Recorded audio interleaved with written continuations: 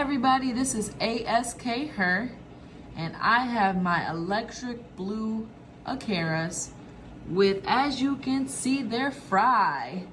I am super excited to let these guys grow out and let the parents just do their job taking care of them.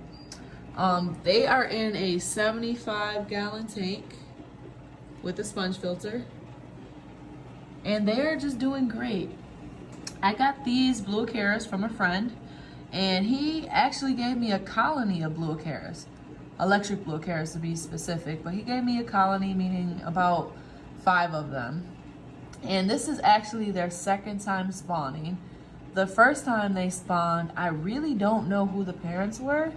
I only saw one electric blue Acara protecting the eggs, but they had spawned and there were so many eggs the first time that it was unbelievable. I think even 2 females may have laid on this tube because the eggs covered almost the entire length of the tube. It was remarkable. I've never seen eggs like that by fish ever, at least in my experience of taking care of fish and raising them. So fast forward to this spawn. The first spawn did not make it. I think the temperature was off with them, and I just think that the setting wasn't as good as it should have been. So fast forward, I did get a new heater for this tank to make sure that that temperature does stay, you know, right around between that 78 and 82 range like they like it. Because the problem is I am in a basement, and the basement is a little bit cooler. We're in an area where it gets very cold. We have snow.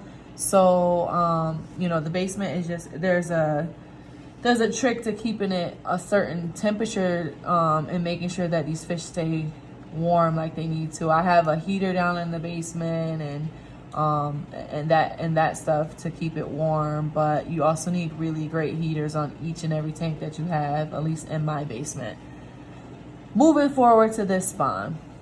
So I noticed I came down here, one of the electric blue Acaras was protecting her eggs, and so there were 4 other electric blue Acaras in here. So now I'm thinking, okay, which one is it that's the father? You know, which one is it, or which one is it that's the mother? Because sometimes you really can't tell with them, because I think with this species the dad is more protective over the eggs.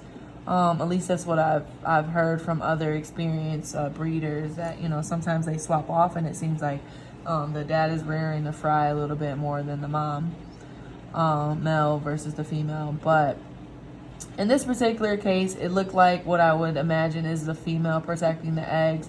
So in my head, I'm like, okay, which other blue Acara, you know, is the partner in crime with this female?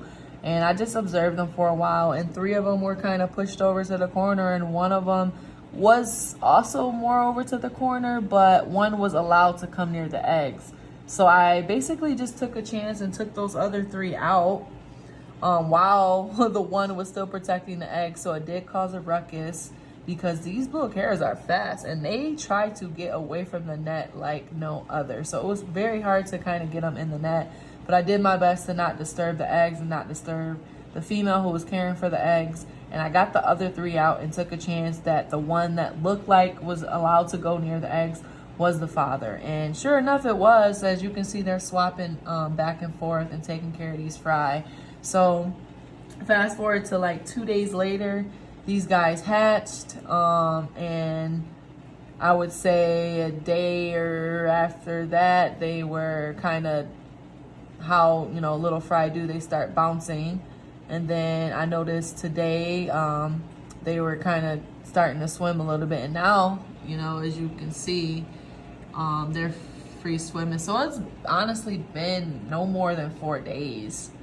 I mean, these guys breed, and they breed fast, and I think it's sort of hard to find matches for these guys, which is why it's nice to have a colony and just let them choose their own pairs and just watch them start breeding. And my friend who gave me these electric blue Acaras didn't actually know which ones were pairs. They all look pretty much identical. He just knew that he had a couple females in there because he's seen them lay eggs at the same time. So he knew he had 2 females, but he didn't know which ones were females and which ones were males, you know, unless they're laying eggs. So he didn't separate them, and I just thought it would be great to separate them. And just now we have 3 other electric blue Acaras, and we can try to pair the, you know, that group off and just have 2 pairs and then go from there. So I'm excited nonetheless to see these fry grow up, grow big, grow healthy.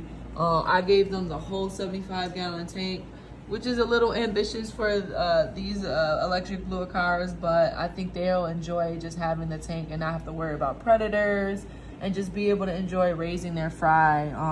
I think sometimes that's the least we can do for these fish when we're breeding them and, you know, taking their babies away half the time, is like kind of give them the best setting possible to allow them to breed. And it's not always doable, but in this scenario it was, and I'm happy to watch these fry just be free swimming in a tank, kind of like I have my Sajika set up. I got the parents in the tank with just the babies, and it's nice.